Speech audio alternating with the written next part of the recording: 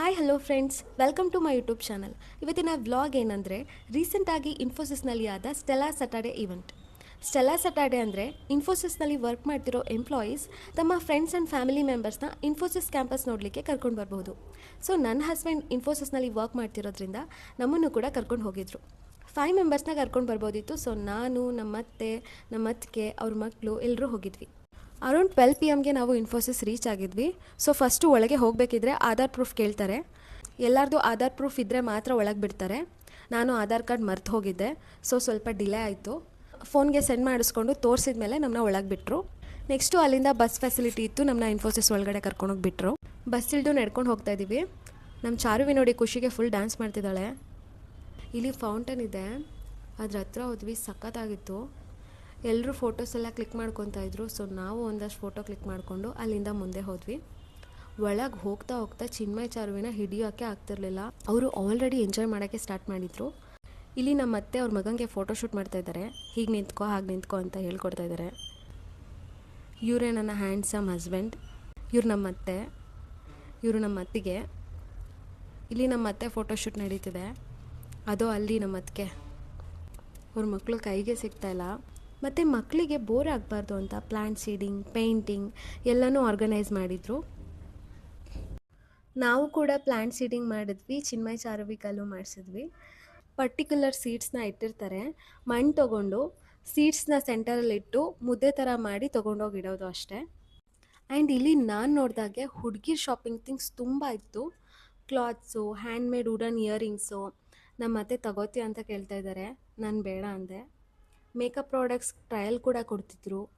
Cotton tops, ಮಕ್ಕಳಿಗೆ organic malt mix, handmade baskets, ಪಿಂಗಾಣಿ materials, painting books, ಅಷ್ಟೇ ಅಲ್ಲದೆ ಸ್ಯಾರೀಸ್ ಕಲೆಕ್ಷನ್ ಕೂಡ ಇತ್ತು.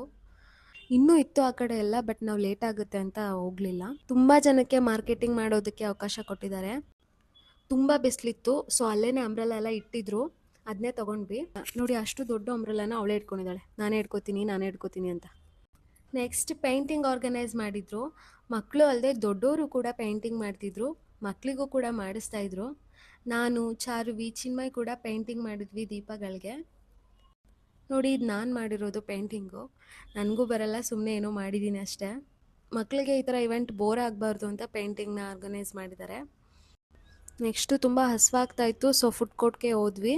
ಫಸ್ಟ್ 2 ಕುಲ್ಫಿ, 2 ಮಟ್ಕ ಐಸ್ ಕ್ರೀಮ್ ತೊಗೊಂಡ್ವಿ.